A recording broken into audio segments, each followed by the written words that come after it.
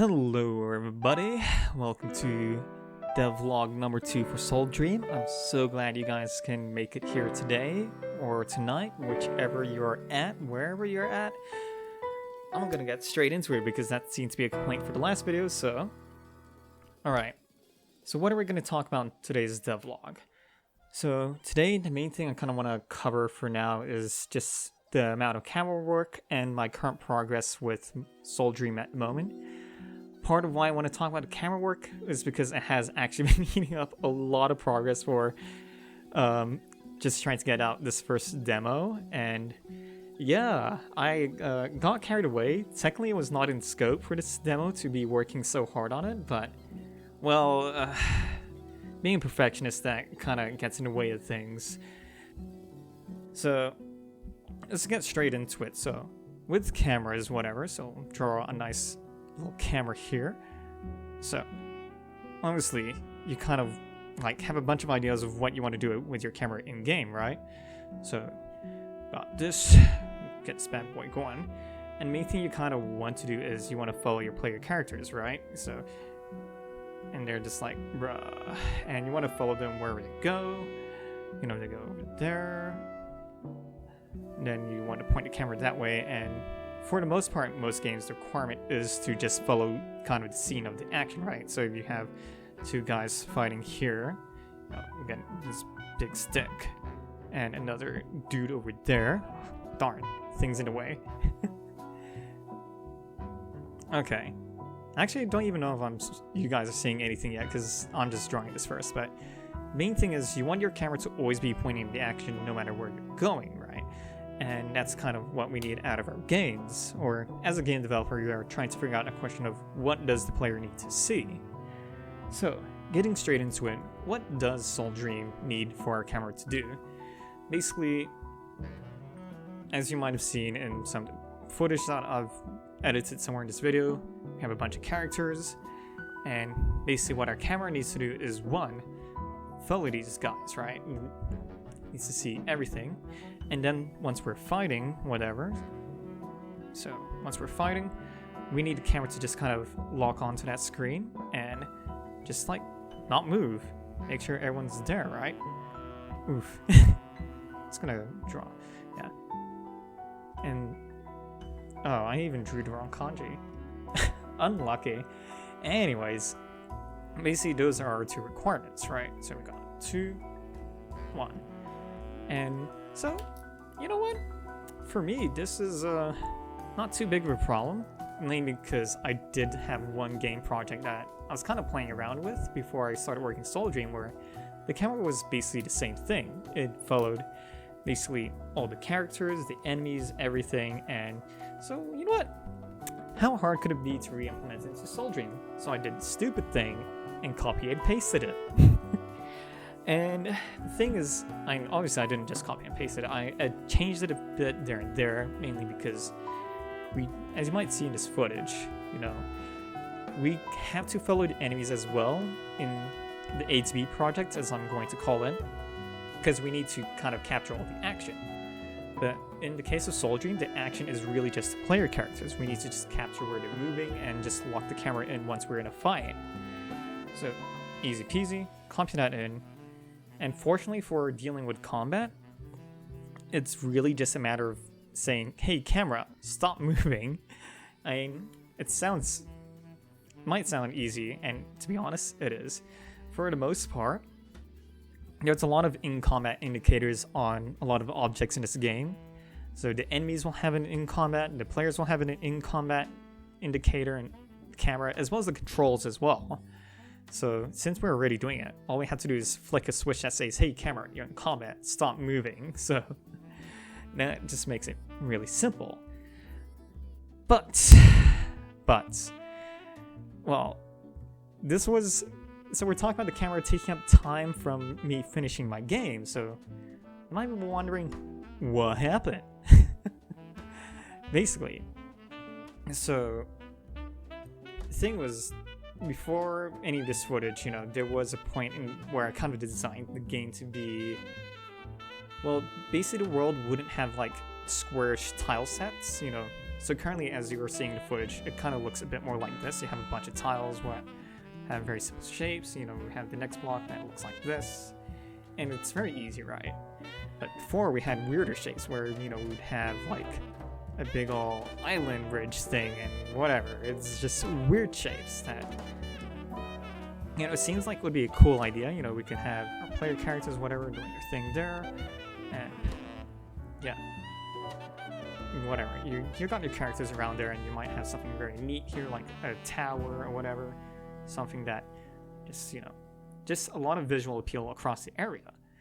And for reasons, I kind of stepped away and did this because one, it was simpler to program, like, okay, we're doing level generation, then it would be easier to fit square blocks, but also artistically speaking, this is a lot more challenging, especially when we're trying to keep it varied and diverse. But the other big problem was getting the camera to like kind of play along with this, because the thing was, you know, you don't see a lot normally. Because you're still trying to see the characters, right? So going back to the screen, our camera would mainly just see this. And that means when we move over here, you still don't see everything. So then you have to kind of zoom out. But as you might, once you start thinking about it, the thing is the characters start becoming smaller when you zoom out, obviously, right? And if you're playing this on a touchscreen, you know, with your fat whatever fingers, I'm just like, bruh, it's too small. I can't touch anything anymore. How am I supposed to do anything? And that's where it's become problematic. And that was kind of one of the first initial problems with the camera. It's just that the camera had to respond to the kind of the tile it was on, whether or not to zoom in, zoom out at certain points, how it was going to follow the characters along this, because you could also have a situation where the camera was like down here, and that is just not visually appealing. So, of course, getting the camera to move along was still kind of an issue, as we'll just undo everything here. Oof. Okay, there we go. So the problem still remains that on our tile sets, whatever, your camera could be over here, and that's kind of unaesthetic, right? Like, what about we had the camera over here where you could see the whole kind of the top end and the bottom end of the tile? So it's a bit challenging because this isn't something that's, okay, maybe because I haven't played with Cinemachine that much, but the thing was, Cinemachine, as far as I'm aware, kind of just deals with where the character is, where they're moving in the screen and whatnot, and where the boundaries are for that screen, or at least that scene. So the idea was we kind of want this camera to be on like a set of rails or whatever. Trying my best here to draw a nice rail. Just pretend it's on a rail. There we go. And so we want to have that really nice kind of smooth movement and just focusing on the bit that it needs to see, right? It needs to just see kind of that whole thing. And move in a way that, yeah, just isn't aesthetic. We're not going like back and forth and whatever, like ta, ta, ta, ta. So the main idea was to have a kind of a literal rail that the camera will move along on a tile. So just pretend that's a rail, and this is our tile. So the camera would need to go up and down this rail, whatever, right? And that would then keep the camera along here, but never kind of like, it would never do this because the camera is moving here, so therefore it would always look like this. So simple enough, or not. Thing is, with the way colliders work, it's not quite that simple. So the other thing was we did have tiles that look like this, right? Where, okay, draw it out. So in the case where it goes like that, that means we kind of also need our camera to move this way, which is, it's a bit annoying when you're already having to deal with this. So in its current implementation, oops, a little too much, the camera itself is a circle collider. And so as soon as it enters this rail, it now abides by a few new rules. So we call these rules the lowest x and highest x, or y if we're doing the y. So how does that all work now? So let's say the circle is on this rail. So our highest x value, we'll call this one x. Well, I'm not going to call this x, but let's say at this point it's 5. And at this point here, it's, well, negative 5. So that means, oh, since we also have the y, let me just draw that out. Don't worry guys, if this looks confusing, I'm just going to post the code somewhere. It's probably in the description, so look out for that if that's something you're really into. Anyways, so the main idea is, on that single rail, our highest x value is 5, and then the lowest value is minus 5. But as you might also notice here, so, right, we'll put the y value there. It's also 0 and 0. So therefore, in our case here, our highest y is 0, negative 5, 5, and 0. So when the camera is moving around, as it does, we're basically putting a limit saying, okay, for the camera moving on the y-axis, the highest it can move is 0, but the lowest it can move is also 0. So the camera is always going to be on a y-axis of 0. Whereas for the x value, it's always going to be minus 5, and then 5 at highest. So then where does the other rail come into play here? Oh no. Okay, forgive me. Technical difficulties. We need to get the eraser out.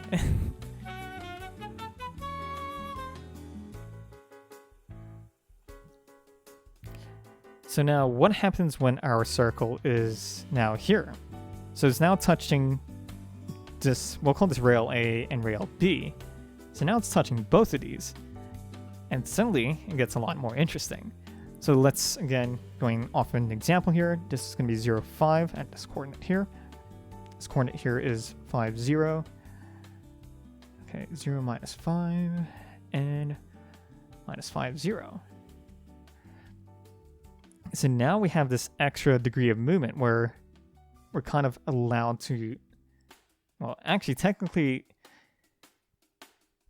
I'll explain this bit in a moment. So our highest y is going to be 5, minus 5, 5, and minus 5. I swear, I hope I'm not losing you guys because this looks messy as hell to me. Yeah, this is looking messy as hell to me. I had a brain fart there, just trying to figure out what the hell I'm looking at. So obviously, when we have a highest x of like 5 here, right? So 5, we're allowed to move within this square, or at least for the camera it thinks it's allowed to move out of the square, but in reality, because of the way this camera collider works, it's more like this. Oh, that is the worst triangle of my life. It's more like that, because the collider will only collide with both rails on these ends, and so in a sense every rail is its own collider, and that will then limit kind of the triangle that this camera collider is allowed to move in. Again, code's going to be in the description in case this is all confusing as hell. But the main requirements for this is basically our rails are kind of box colliders, so I'll just put box collider, and we have a circle collider that is always attached to the camera. And the thing is, the camera should always be on the box collider, but if it's not, let's say it's just here for example, it's not on any rails, then it can go wherever the hell it wants, because that shouldn't be happening. But the moment it gets on a rail, yep, goodbye to that movement. You can only move along that rail. And so that's kind of where the colliders really come in. It's not just saying, all right, you're only allowed to move within this box. You need to stay on the rail as you're moving. Yeah, because the moment you come off this rail, yeah, you're kind of forced to, not even forced, you're just not allowed to move there. So the camera tries to correct onto the rail that the circle is on. Yeah. And that's basically been kind of the source of most of my troubles trying to figure out this camera thing. And as you might see, there's still a few bits of jank, but for the most part, it does work aesthetically. There's a few things I need to fix up. It's just the fact that currently, in this footage at least, there's only one character, so yeah, I still need to address the fact that the camera tries to follow like all the player characters, which is not ideal. So now, let's get to the next part of the video, actually. So the question is so where am I with the game currently? Progress. As it is, as I was saying, I kind of wanted to have a demonstration ready within July, or I guess it's kind of implied considering this video is just after July. But that hasn't happened, as I stated earlier. I was carried away with the camera, and so that really ate up a lot. So currently what's left at the moment for, I guess, this demo. So one is music. Let's talk about these things real quickly as much as I can. We have sound, and lastly, bug fixes. Just more of those, because we know we love those. So starting with the first one, music.